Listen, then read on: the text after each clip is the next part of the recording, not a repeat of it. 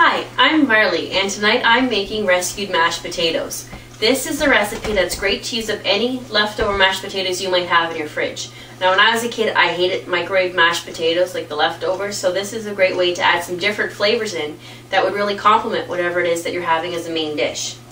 Now tonight I'm using russet potatoes with the herb and garlic Philly cream cheese, but Philly has lots of other options, and feel free to experiment.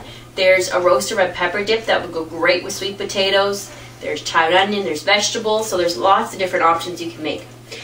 Now you want to prepare your mashed potatoes however you like them. In our house we don't peel them. We like to keep the skins on, so if you see any brown lumps in here, that's what it is.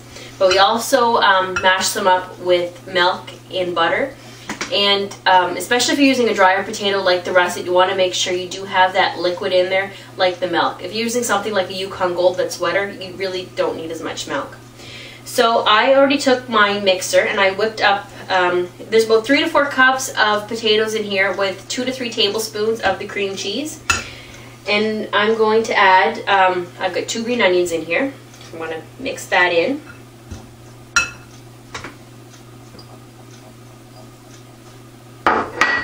Along with there's about half a cup of cheddar cheese in here, and I'm going to save just a little bit for the garnish for the top. So that looks to be pretty good. Now see a little bit more. Alright, so I'm just going to mix this up.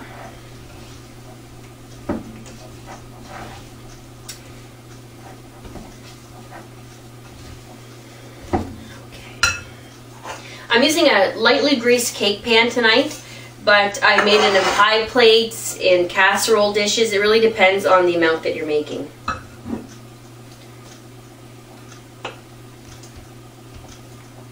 Oh, it already smells so good already. I can smell that garlic and the green onions. Alright, now for the garnish for the top, I've got a couple tablespoons of chives here.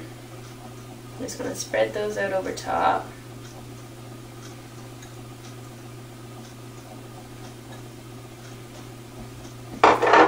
I've got a little bit of paprika.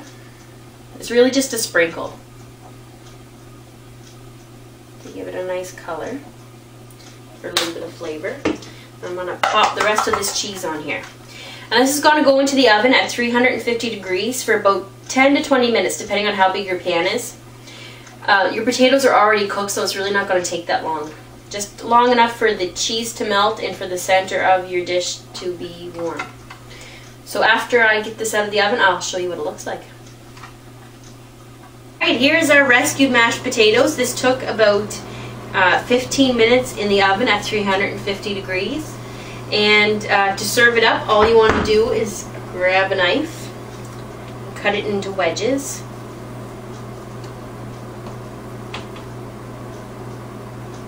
This here would serve about 4 to 6 people depending on how hungry they are and what else you have going on for other sides. And then you can just scoop it out with a regular old egg turner. So enjoy!